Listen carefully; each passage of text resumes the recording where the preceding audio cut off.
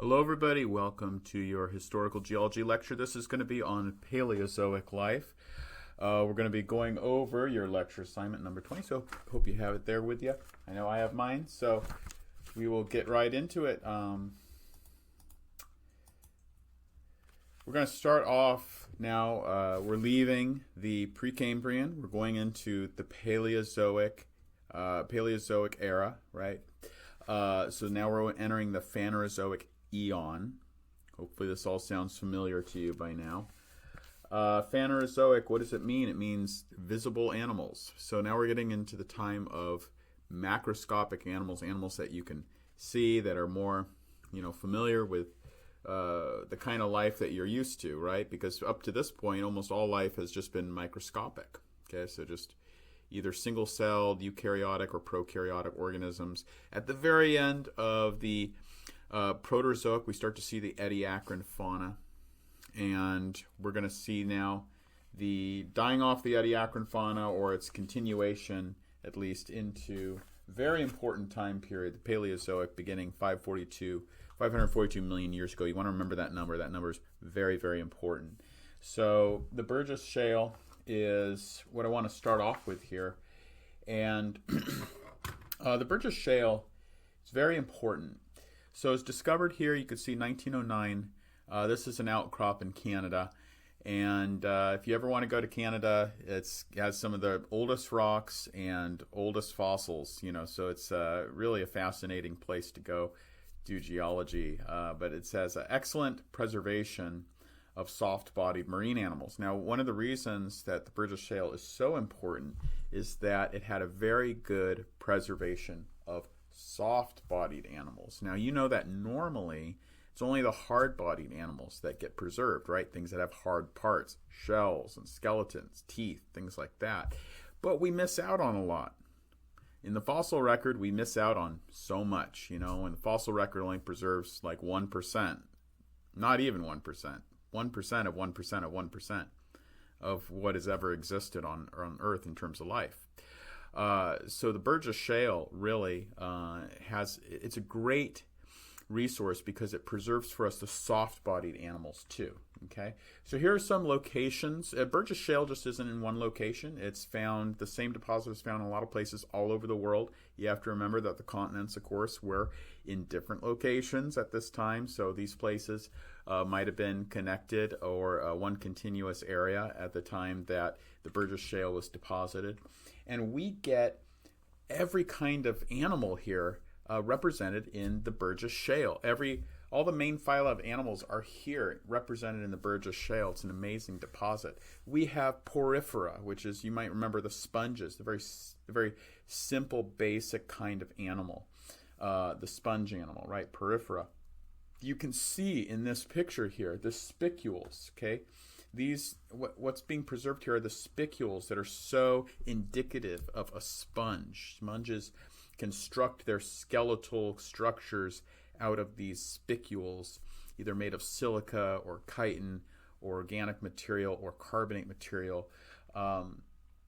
Very indicative, though, of a sponge. That's how you recognize sponge in the fossil record. And if you take historical geology lab, you're going to be looking at a lot of spicules and sponges. So we also see arthropoda. Here's a really common fossil that's found, Syndenia inexpectans, right? Clearly an arthropod with jointed, segmented body, jointed limbs. Kind of looks like a horseshoe crab or something of that matter that we might see today. We also, of course, have famous trilobites, right? Some of the earliest fossils of trilobites are found here in the Burgess Shale. We have another arthropod, possibly an arthropod that's quite common fossil in the Burgess Shale, Anomalocaris canadensis, right? The canadensis referring to Canada. Very strange creature. It clearly had a segmented body, clearly had a exoskeleton, kind of like a lot of crustaceans or arthropods do today, but had mouthpieces that were very unusual, something we're not really used to. We also had brachiopods. Brachiopods, you're going to see brachiopods all up and down the Paleozoic, a very, very common animal. Quite similar to the modern day clam, although distinct. They are not the same as clams. This is maybe what brachiopods this time might have looked like. We also see mollusca. Mollusca includes things like shellfish, clams, mussels, cephalopods, things like squids, octopus. All those things are mollusca. Okay, we see different common members. These are all common fossils from the Burgess Shale, Wickwachsia, hallucigenia. We also see these annelids. Annelids are segmented worms. These are things like earthworms or leeches.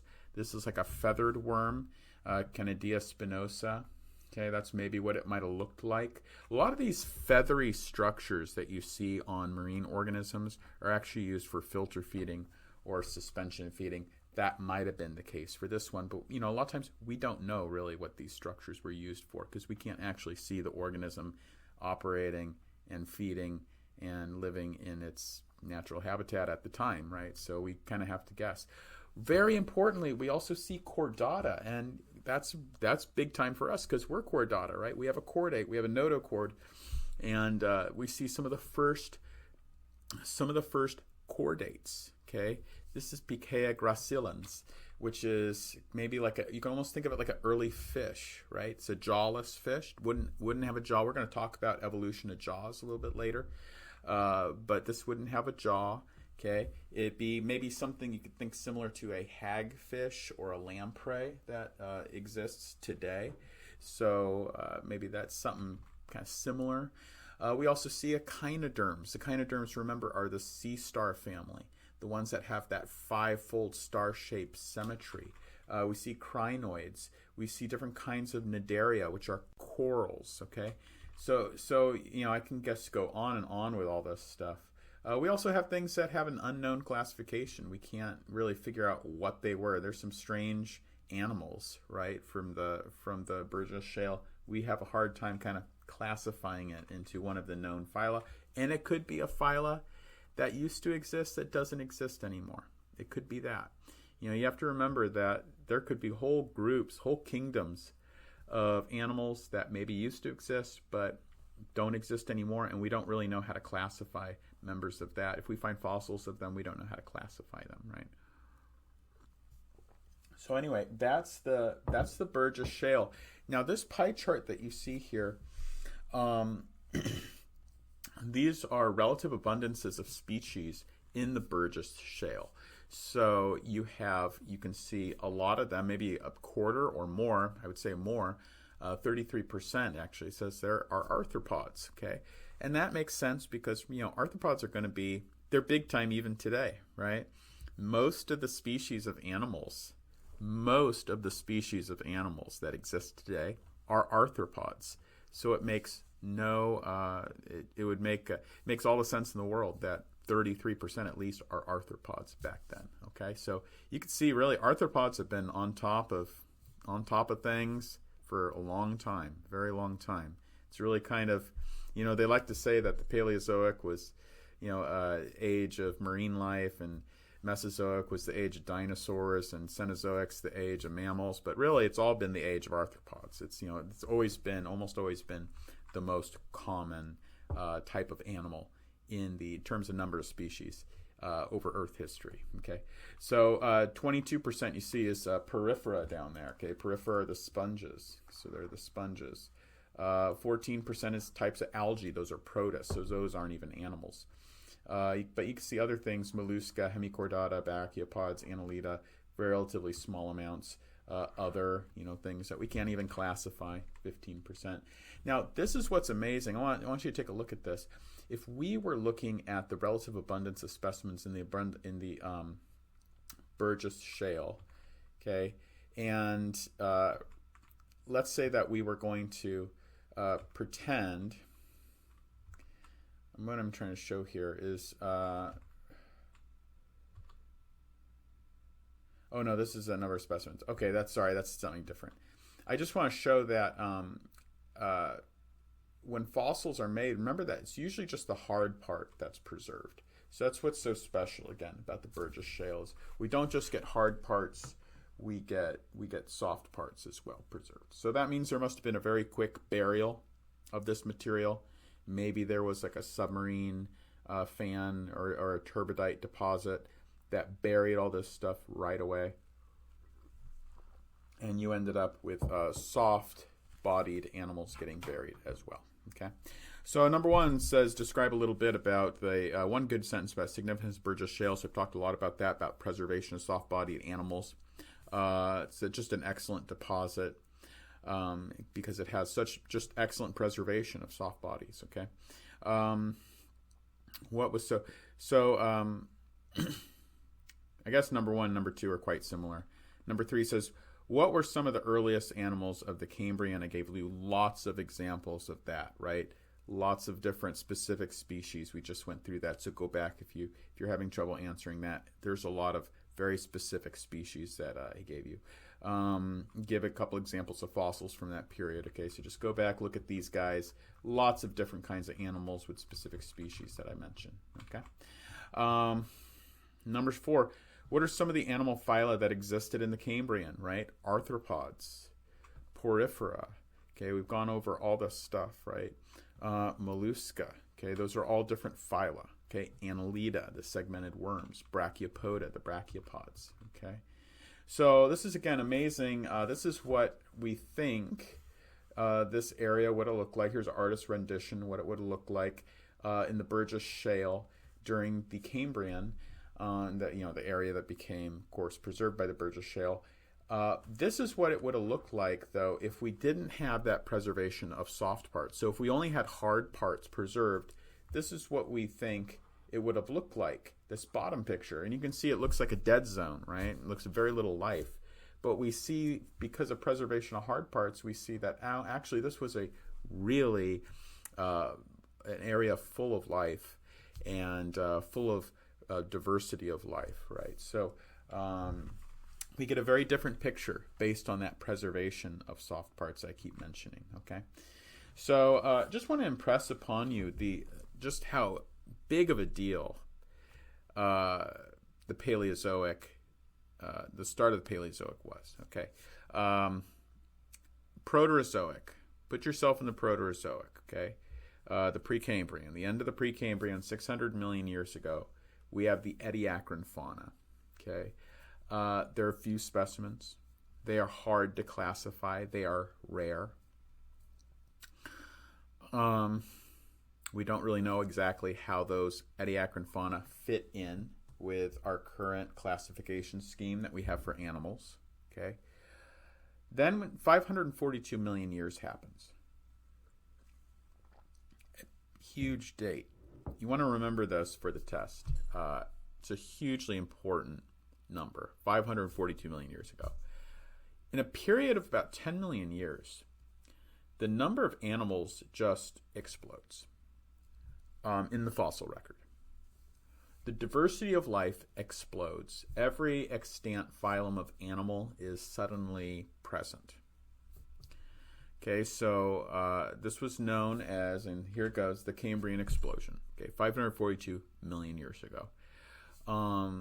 Things really changed. Life on Earth really changed at that point. It's a very mysterious event. We have ideas about what caused it, why it might have existed, but just to kind of give you an idea, here's the Ediacaran fauna. Right down here, okay, everything below this line is Ediacaran, Proterozoic time. Everything above is Paleozoic, Phanerozoic time period. We get some, these red lines right here, vertical red lines are showing extant groups of phyla of animals. So some of them, we see existed in the Ediacaran. But then in the Paleozoic, we see it explodes. Look how many red lines there are now. So many of the current extant groups of phyla of animals that exist now have their start in the Paleozoic, about 542 million years ago, and about, actually really starting about in just a period, a very short period, 10 million years, this happens. And I know that sounds like a long time, but from a geologic perspective, it's very short. You think about the evolution, sudden exploding evolution of all these animals in that short time period is just mind-boggling. So the boundaries of the geologic periods, one thing I kind of want you to understand is that the boundaries of geologic periods We have Paleozoic, the Cenozoic, we have the Mesozoic. We take the eras, the Paleozoic, for instance, and we split them into different periods, right? The periods, all these different geologic time boundaries are delineated by marked changes in the fossil record. So we mark these different time periods by changes in the fossil record. Now, this is a great kind of graph. You're going to see this a lot in the class. And it's showing you biological diversity in terms of number of species in the fossil record over time. And you can see that right here, this is the Ediacaran, the Proterozoic. This is the Cambrian. And right here we see this, again, this explosion in life that happens here in the early Cambrian. An explosion going from almost nothing to, I know that doesn't look like a huge hill, but it's going from almost nothing to something, okay? And you can see that we have the Cambrian. There's a small dip right here in the amount of biological diversity. Okay, that's the end of the Cambrian. We see a huge radiation of different species in the Ordovician, then a big dip. That's a mass extinction. Then that's the end of the Ordovician. Then the end of the Silurian, we see a little dip. The end of the Devonian, we see a pretty big dip, right? And then we get these little dips, right? Every little dip that you see are mass extinction events. Okay, we see a huge dip right here, a big dip at the end of the Paleozoic. That's the PT mass extinction, to our knowledge, still the biggest mass extinction that's ever occurred on Earth. But you see that every single time period is delineated by mass extinction events. Okay. So anyway, how could so many new species, going back to the Cambrian mass extinction, how could so many new species suddenly appear in such a short time period?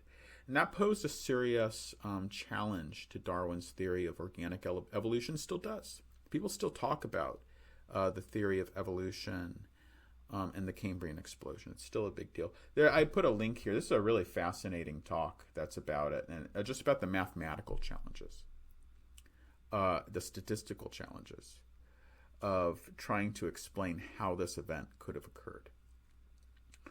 Very interesting. And that's a group of researchers from Stanford University discussing it. So Charles Darwin knew about the Cambrian explosion. He knew that it posed a big question to his theory. So, in my opinion, evolution and, of course, natural selection, there could be a part of this puzzle that we're missing. And I think there probably is a piece of the puzzle that we're missing. Don't exactly know what that is because we don't know, right? But I think it is a big challenge to the idea that evolution occurred solely through natural selection completely. There might be some other piece that we're missing there. So anyway, let's go over, though, how we try to explain the Cambrian explosion. Why did it occur? How did it occur? So here's some hypotheses. And again, we don't know exactly for sure. One idea is that maybe the Cambrian explosion we see it because there was the sudden evolution of hard parts, skeletons and shells, right? Maybe those suddenly evolved. And then it caught on like wildfire. And a lot of animals suddenly evolved a skeleton, hard parts, shells, etc., etc. So really, it's not that the species suddenly came into existence. It's that it's an illusion, right? The hard parts were suddenly evolved, and then they were preserved in the rock record. And so all the animals were already there, but the hard parts just showed up, and then we could see them in the fossil records. That's one idea. That hypothesis, though, is difficult because you would have to explain how a lot of different phyla of animals simultaneously evolved hard parts. It's not coming from one branch, and this evolutionary novelty is not coming from one branch and spreading, radiating out. It's starting simultaneously among a lot of different branches. So that seems kind of hard to believe. Hypothesis 2 is that this was the beginning of predation. And predation is such a strong driver of evolutionary diversity that it caused a period of rapid evolution. So that's one theory. Another is that this was around the time oxygen had increased in the atmosphere. We talked about last time about the Great Oxygenation Event, right? That happened in the Proterozoic, starting about 2.5 billion years ago. Maybe oxygen had increased so much, this allowed larger organisms to flourish. So early animals maybe lacked a respiratory system, so they depended on... Early animals, and still to this day, many animals don't have a proper respiratory system. They have to depend on diffusion of oxygen into their bodies. So, of course, a lot of chordates like us have a respiratory system, right? We have lungs. We have a whole system that gets air, oxygen into our bodies, diffused into our lungs, into our bloodstream, that carries the oxygen to different parts of our body. A lot of animals don't have that, right? Most animals don't have that. So maybe the respiratory system, there was evolution of allowed them to take advantage of the oxygen, allowed for larger animals. There's another idea. So many different hypotheses. This is a poster just showing you all the different hypotheses. Predation, right? I have all these things already. I talked about them. Predation, oxygen. Is it ocean chemistry? Is it a rebound from an extinction? We don't know. So, the conclusion here in this particular poster is that there's probably more than one specific reason. But whatever it is, the Cambrian explosion was a huge event, one of the most important events in geologic history. You need to know it. Okay, you need to know it for the test. It's going to be on there, I guarantee you. 542 million years ago. Burn that into your memory. You need to know that for this class. Okay, so number 5. What happened 542 million years ago? That was a tremendous important for the evolution of animals, the Cambrian explosion. What are hard parts? Number 6 says, what are hard parts? When did hard parts become common among animals in Earth history? Remember, we have very few examples of hard parts pre-Cambrian, right? Remember we talked about Kimberella, maybe was the only animal example we have of a hard part. It's really very, very scanty among the Ediacaran fauna. Now we have hard parts, very prolific among the Paleozoic animals. But hard parts are things like shells, teeth, skeletons, mineralized parts of the body that get preserved really easily in the fossil record. All right. Number 7, what are some hypotheses that talk about causes of the Cambrian explosion? We talked about this already, right? The oxygen explanation, the predation explanation. Make sure that you go back, explain those. Okay, it's not enough to just put a word. You don't want to just remember a word. Explain. What does that mean? Predation, the oxygen explanation, the hard part explanation. Go back and learn a little bit and be able to explain a little bit. Because on the test, you're going to have to explain these things. You're not just going to have to give a reason, a check mark, right? You're going to have to explain some of this. All right, so we're going on number 8. What phylum do sponges belong to? Remember, sponges belong to the porifera. Okay, here are some good good depiction of marine invertebrates. Invertebrates means doesn't have a vertebral column. Okay, lots of different things. Sponges of the phylum Porifera were very common. This is a very important and common form of sponge, what we think is a sponge. Stromatoporites. Stromatoporites were a colonial reef-building sponge, a colonial organism. Okay. So Porifera was the basic animal. Okay, it's the first animal, truly multicellular eukaryotic animal. All right. Very important, okay? It's the most simple animal you can have. It's really just kind of like a fluid-filled sac that filter feeds, does suspension feeding. Now, I know you're looking at this. This is not the animal, right? That's the structure the animal builds. The actual animal looks like this. A lot of times they're microscopic, although sometimes you can see them. But they're little filter-feeding guys, little fluid-filled sacs. And they secrete these structures. They secrete this mineralized material. It can be made of a lot of different materials to give it some support and defense. It contains often spicules, like I said. They're little needle-shaped structures made of silica, but sometimes other things that give support to the body, also used for defense. Okay, so these live in marine environments. They're very common in the Cambrian. Porifera, stromatoporides. Remember stromatoporides. They were probably one of the most common reef builders in the Paleozoic. Okay, you're going to see that as we go through the different eras and we talk about the animals, we're going to often be talking about the reef builder, the main reef builder. What kind of animal makes the reefs? Nowadays, what makes the reefs? You probably automatically, as soon as you hear reef, you think coral reef, right? And today, coral is one of the main animals that makes reefs, although other animals make reefs. For examples, there's actually, here in Corpus Christi, there's oyster reefs. Oysters can make reefs. Serralipid worms can make reefs as well. Coral can make reefs. Sponges can make reefs. But back then, stromatoporides were a really common type of animal that made reefs. Okay. In the Cambrian specifically, there was another sponge that was very common that created reefs, and it was called archaeocyathids. Okay, archaeocyathids. So this is a picture of archaeocyathid sponges. All right, so I know I don't have many questions about this material, so I'll just move along. Okay. So there's Arthropoda, Wapatia. It's a type of, looks like an early crustacean, right? Crinoids and sea lilies. These were all common Cambrian animals, okay? So here are extant crinoids in California. These are sea lilies of today. These were very common in the Cambrian, okay?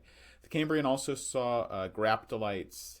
Again, I don't have any questions about this, but graptolites, I just want to expose you to these. A lot of people see these in the fossil record, and they're really confused at what they are. They look like little saw teeth. And we don't really have anything like graptolites today. They were floating suspension feeders. These little sawtooth patterns that you see were actually kind of arms that did the filtering. Okay, they filtered the water. They're filtering out bacteria and algae, things like that to eat. Okay, but they were planktonic, which means they were free floating, going around, and they became extinct in the Mississippian. Okay, so they went extinct halfway through the Paleozoic.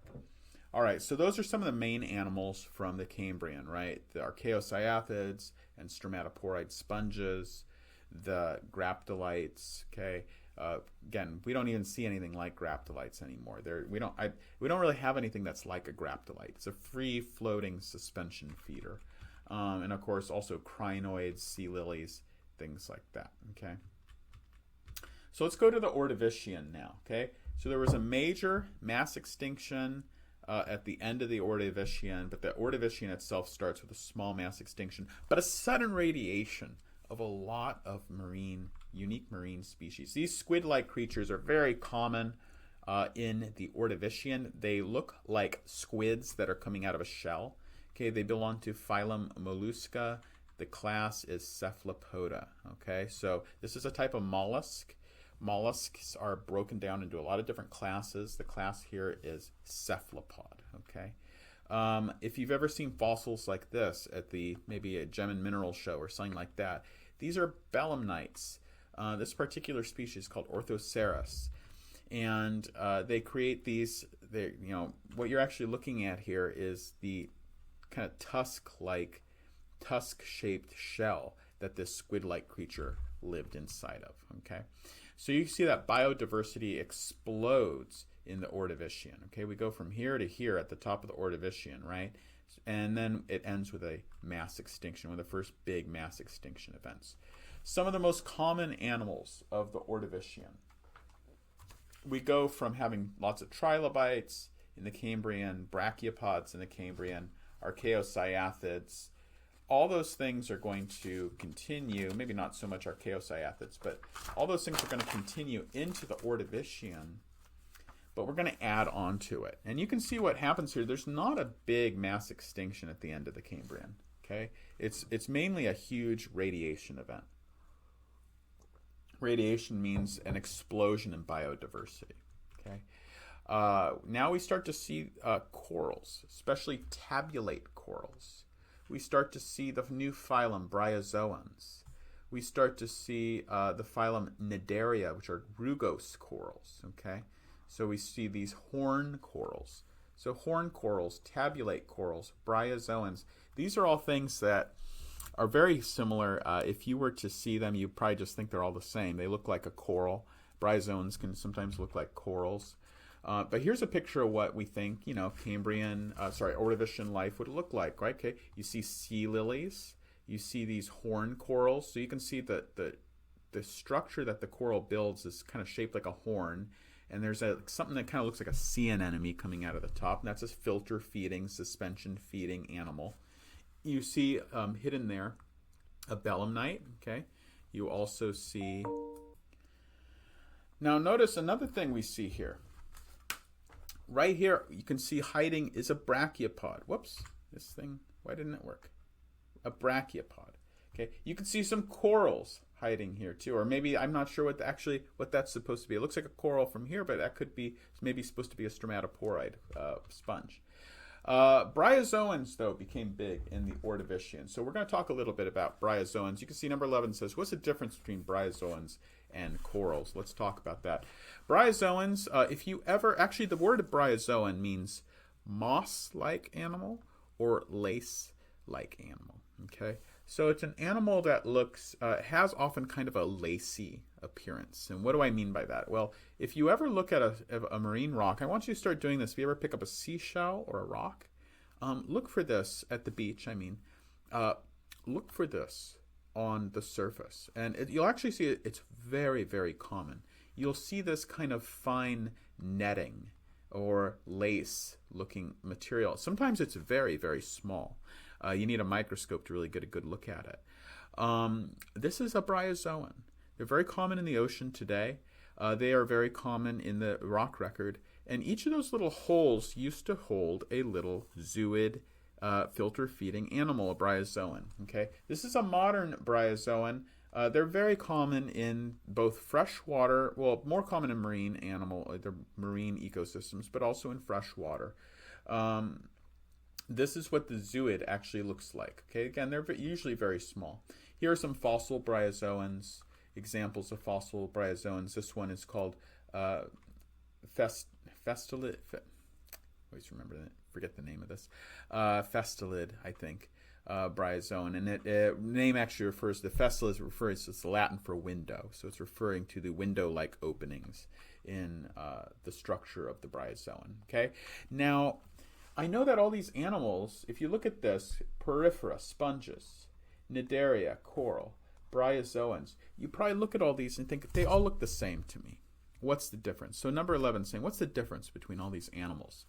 They're all colonial, small colonial, simple filter-feeding marine organisms. Okay, what's the difference?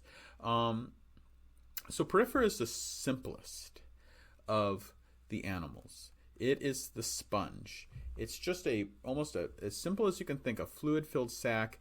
It suspension feeds. It takes water with the microscopic material that it feeds on into its mouth. It digests it and it spits it back out of its mouth. Okay, now going on to Cnidaria. Cnidaria is different. It possesses true tissues. And what a tissue is, you might know. You have lots of tissues. You possess true tissues. You have cells in your body that are specifically designed to do a certain function, has a certain function. So it's not like every cell is just a carbon copy of every other cell, right? They have different functions in your body. So this possesses a true tissue. And that's what makes Cnidaria corals different than sponges. They're much more, although the structures they make look superficially the same, the inside anatomy, the internal anatomy, is completely different between a coral animal and a sponge animal. It has a radial symmetry. Porifera has no symmetry. Sponges have no symmetry to the shape of the animal. They also possess stingers. Cnidaria is actually Greek for stinger. Okay, almost all these have stingers. So the coral has often a stinger. Sea anemones have a stinger. They're part of Cnidaria. Jellyfish and hydrozoa are part of Cnidaria, which have stingers. Okay, so they have some kind of more complicated stinging cells. Bryozoans, again, are very different than Cnidaria. They possess a coelom, which is a body cavity, an enclosed body cavity. They have something called a lophophore, which is a feeding tube. It's a more advanced way of doing its feeding. It has a big deal, a separate anus, which means that it's no longer basically pooping out of its mouth anymore. It takes water and food into one hole, and it ejects it out of another. Aren't you thankful for that? And it has a mineralized exoskeleton. Okay, not just the structure that it makes, but the actual animal zooid itself starts to have some hard parts, a mineralized exoskeleton itself. Okay, so there are a lot of differences there between bryozoans, corals, and the difference between sponges and corals. Okay, so you got number 11, you got number 12. Now let's go on and we'll move to the Silurian and the Devonian. So the Ordovician ends with a big mass extinction event. And we think that might be connected to the glaciation on Gondwana and a massive drop in sea level that took place with climate change and glaciation. Okay, so at this time, Gondwana, you might remember from the previous lecture, was on top of the South Pole, and there was a big glaciation that could have sucked up a lot of water onto the continent and then lowered the sea levels, and that might have caused the mass extinction and the climate change. Okay, so anyway, moving on to the Silurian and Devonian. Now, we start to see, for the first time in the Silurian and the Devonian. Now, of course, we already know that Ordovician, we had tabulate corals, we had the rugose corals, the horn corals, we had stromatoporides, porifera. All those things are going to continue into the Silurian and to the Devonian. But now we start to see some new life. We see the ammonoids. And the ammonoids are going to be around for a long time. They're going to be dominant. These are the ammonoids. Okay, so if you ever see these are ammonites. All right, they are a type of cephalopod. Mollusca is the phylum. The class is Cephalopoda, and this is now different than the belemnites, and it has this coiled shell. We call this the ammonites. We also see for the first time a very common arthropod species called the Eurypterid, or the sea scorpion. Maybe you can think of it as a new and voracious predator that existed in the waters of the Silurian and the Devonian. Sea scorpion's a pretty good name for it. But one of the biggest differences we see in the Silurian and Devonian, which is often referred to as the age of fish. Now we're going to see that fish are taking over the marine waters, the marine ecosystem. We have acanthodian, and one of the reasons that this dominance of fish begins is the evolution of the jaw. So one of the first things that we have in the Silurian that changes the game is the evolution of the jaw. There were jawless fish, there were jawless chordates in the Cambrian, but in the Silurian comes the jaw with the acanthodian fossil fish. Okay, and that made such a huge difference in terms of its predatory success. So jawed fish lead to the eventual evolution. This is important for us. We are the descendants, right, of jawed fish. So we come from the line of the jawed fish. Jawed fish eventually lead into the lobed fin fish, which eventually lead into the first tetrapods, the amphibians, which lead into the reptiles, which lead into the mammals, and eventually to us. Okay, so we have ancestors going back all the way to the lobed fin fish. All right, so you can see that there were fish around, of course, in the Cambrian. And in the Devonian, or in the Ordovician, we think perhaps they start to split off. Now we see these little dashed lines. That means a perhaps, a maybe, a probably. We're not sure. What we do know for sure is that in the Silurian, we suddenly see a lot of different kinds of fish, not just one type. Now we see only jawless fishes. And you notice that jawless fishes were not too common. They're becoming more common in the Ordovician. Now they're hardly common at all. We hardly have any jawless fish. We have hagfish and lampreys are basically your jawless fish nowadays. But we see in the Silurian now lots of different kinds of fish. We see the placoderms. The cartilaginous fish begin in the Devonian. But we see the spiny sharks. We see the ray-finned, the beginning of the ray-finned fish. And eventually we see the lobed fin fish as well. So here are the placoderms. You've probably seen this kind of animal before in natural history museums or shown as kind of a dinosaur fish. Of course, these things actually went extinct long before the dinosaurs. Long before. You can see that this went extinct, the placoderms went extinct in by the end of the Devonian. Okay, so placoderms had these bony plates that they used for teeth, and these were huge and voracious predators during their time. Probably would have been something kind of like what we think of as sharks today. Chondrochythus includes that's kind of this fancy scientific word for the cartilaginous fishes. These are the sharks and the rays. Most of the fish that we know today, though, are not sharks and rays. They're sharks and rays and the cartilaginous fish. Most of the fish that we're familiar with are the osteocythes. Those are the ray-finned bony fish. Okay, and then finally, a group that is very important but not very common today are the lobed fin fish. We still have these today by members. You see these in members of the coelacanths and the lungfish of today. Okay, so the closing of the Iapetus Ocean, you remember from the last lecture, led to the next mass extinction at the end of the Devonian, and that led to huge extinctions among the marine ecosystems. So here's animal life moving now onto the continents. So everything we've been talking about up to this time has just been marine ecosystems. But now we have to start hitting on what's happening on dry land. Because for the first time, we're going to see life moving off of, or out of, I should say, the oceans and into the dry land. Okay, the first fossil that we have of continental, something living in the terrestrial ecosystems, belongs to, you guessed it, the arthropods, of course. And this happened all the way in the Ordovician, or actually, no, I'm sorry, the Silurian, 428 million years ago. So this is the first animal that we find on land.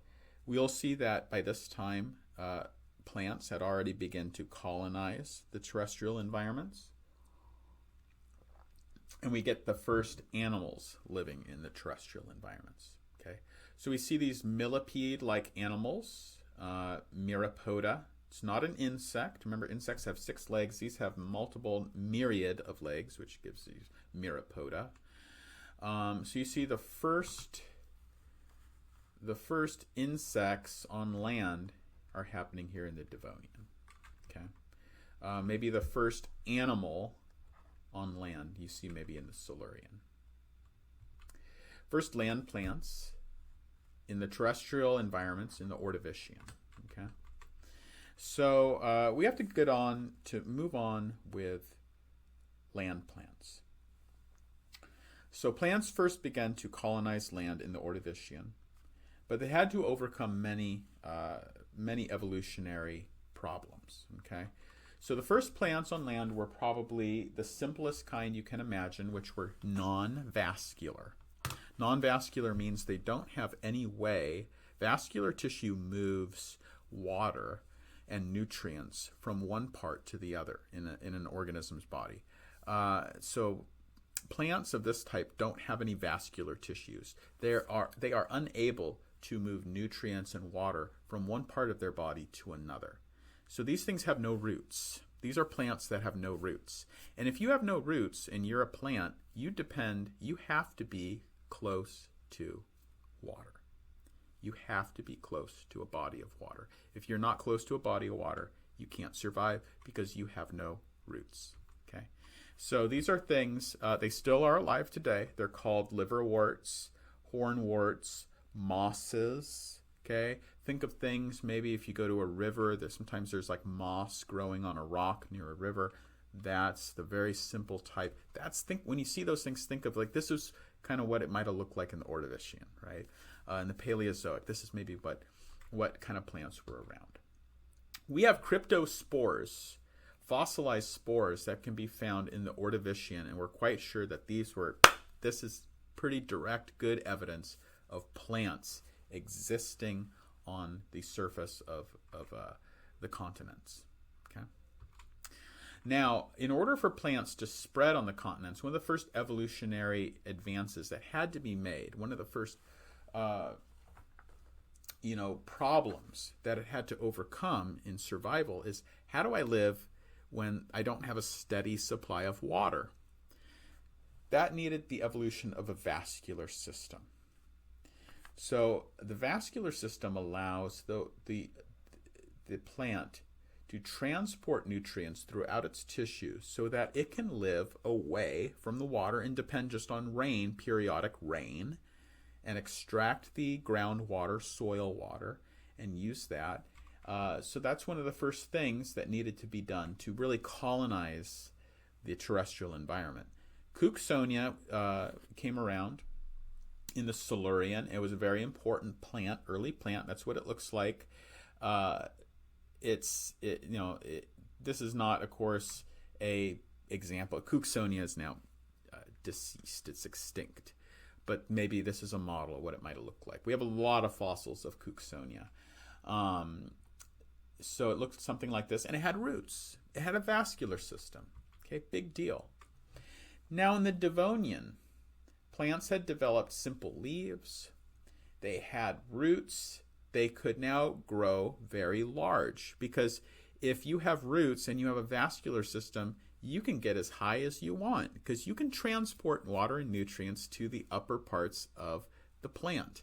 That's an advantage, because when you are able to grow tall, you can get to the sunlight, and that's what these plants depend on. They're depending on the sunlight. So you start to see trees, right? You start to see the first trees in the Devonian, where they're trying to grow up as big and as tall as they possibly can. But one thing I should emphasize is all this up to this point, these were all producing by spores, no seeds. So now we have vascular plants depending on spores. These are things like ferns, horsetails, some kinds of mosses are like this. So maybe in the Devonian, this is what things might have looked like. A lot of ferns and fern trees and things like that. But by the late Devonian, we start to see something new. We see the Lygenopterids. Number 20 says, what's significant about the Lygenopterids? These are the first seed-bearing plants. These have seeds. Seeds are different than spores because they have it's not just like a little embryo that contains all the genetic information to sprout and become a new plant, but it also has a little packet of nutrients, of starches and sugars and food that can help that little first plant to get a foothold. Okay? This is the first seed.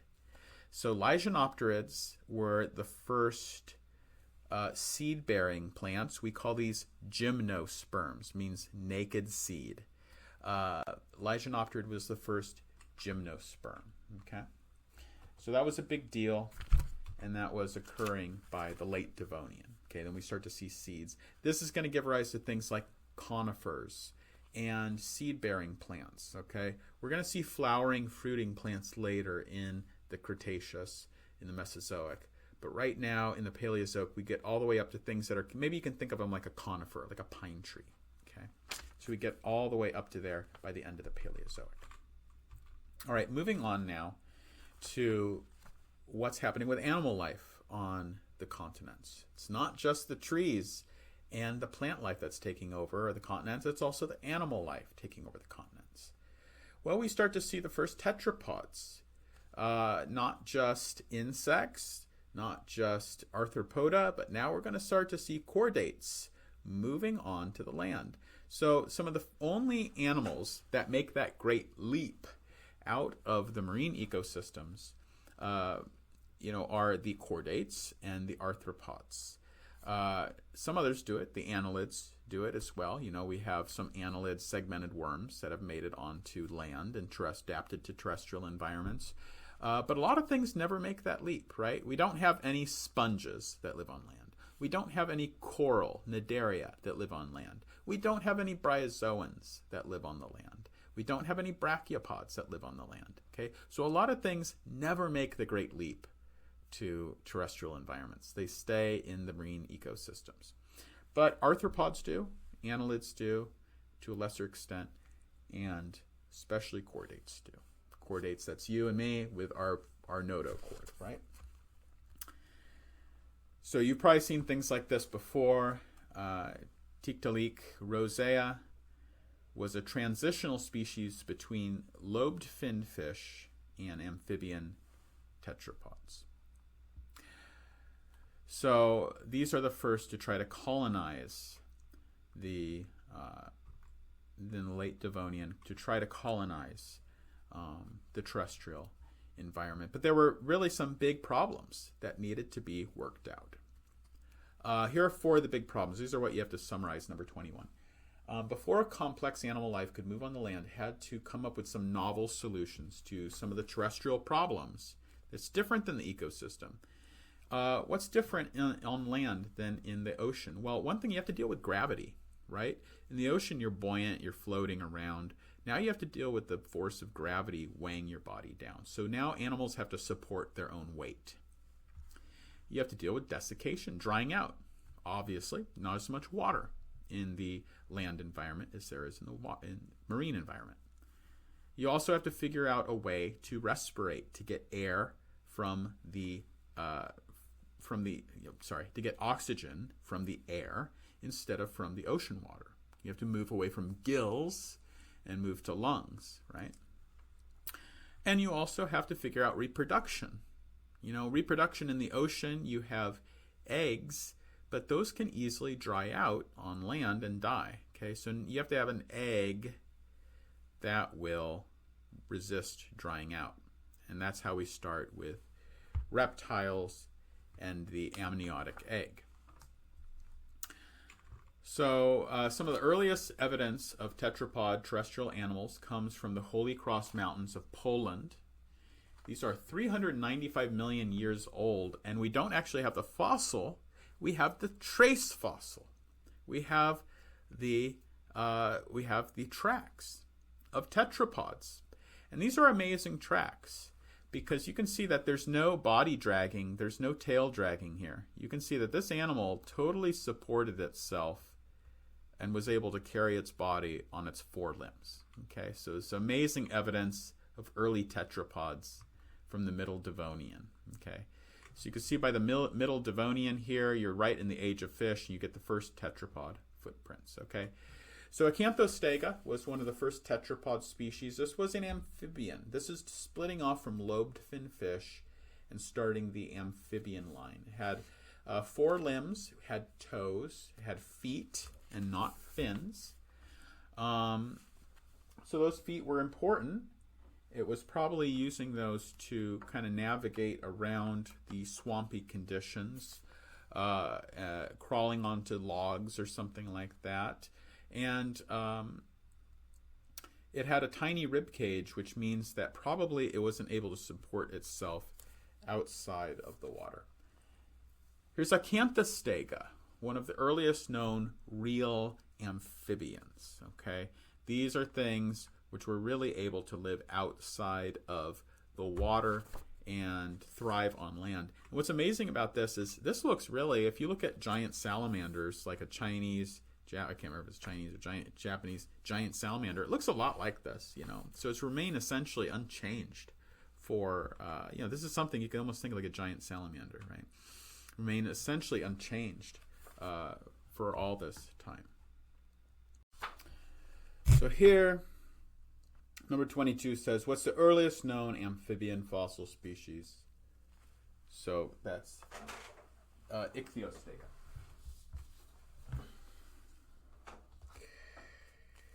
All right, now going on to the next kind of big terrestrial evolutionary milestone for the tetrapods, the chordates that had moved onto land.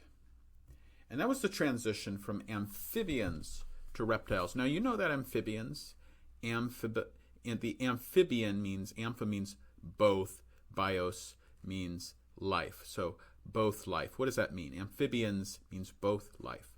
It means that it's evolved and adapted for life both in the aquatic, marine ecosystem, and then later in life also for the terrestrial environment, away from the water, outside of the water. And you know that most of the amphibians have a two-phase part of their life. They start off, for example, a frog or toad starts off as a tadpole, which is almost like a little kind of a fish almost, right? It has gills. It lives completely aquatically. And then at some point it moves out of that phase, transforms into a tetrapod with limbs. It grows legs, right? And it moves out of the water, okay? So you see that development is, there's a very great phrase in paleontology that goes, the ontology recapitulates ontology. What does that mean? Well, that means that the ontogeny, that means the changes over the course of a organism's lifetime, recapitulates. It means it kind of reproduces the changes that you see evolutionarily of that organism. So you can see that almost with so clearly with frogs and amphibians, right? They start off as almost like a fish, and they grow limbs, and they move on to become a tetrapod and move on to the land, kind of like what we think happened evolutionarily, right? They start off as fish, the lobed fish. They, at some point, those lobe fins developed into feet and hands and limbs, and they moved on to the land. Okay, so anyway, earliest known amphibian species there, Ichthyostega. Now we go on to the reptiles. Reptiles are now going to move away from the water. Kind of like what we saw with trees and plants, right? They start off tied to the water, depending completely on bodies of water. And now we have to move away from that. We have to figure out strategies, evolutionary strategies, to move away from the water environment and be able to thrive without, I mean, of course, always needing some water, but be able to thrive in an environment that doesn't have, only gets water periodically, right? How are we going to do that in the case of animals? In the case of animals, we're going to see the evolution of the reptile. The reptile is designed for life away from the water. It's a terrestrial tetrapod, okay, has 4 limbs, it lives on the land. It still depends on the water. Amphibians still depend on the water, though, for reproduction. Remember that amphibians cannot lay an egg like a chicken egg, right? They lay eggs in the water. Their young start off as aquatic creatures. Reptiles, though, are going to be different. They're going to have an amniotic egg. The amniotic egg is the essential difference between a reptile and an amphibian. Okay? So number 23 says, what's the essential difference between a reptile and an amphibian? It's the amniotic egg. You are an amniote. Reptiles are amniotes. Birds are amniotes. And what that means is that when you start off in the egg, you start off surrounded by an amniotic sac, a fluid-filled sac. So it's kind of like you took your own little bit of water with you, right? You start off in the waters of your amniotic sac. Even in your mother's womb, you are in an amniotic sac. You're in a liquid water environment, just like your ancestors way back, hundreds of millions of years ago, started off that way, right? So you can't get away from the water. Even today, you can't get away from the water. You start off in the water, in the amniotic sac, okay? So that's what you see with an egg. You have an egg that kind of preserves that little water environment, right? The amniotic sac.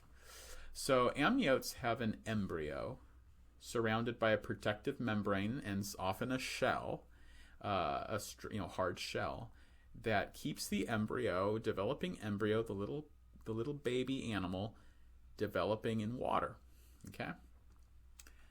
Okay, Archaeothyris is one of the first true reptiles. Now, reptiles are also different in a lot of ways. Here's Protothyris, had advanced limbs, well suited for rapid movement on land.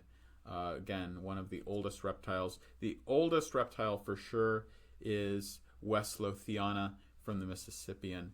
This is not, of course, Westlothiana, because obviously that animal's extinct, but this one is very similar, kind of similar what it might have looked like. All right.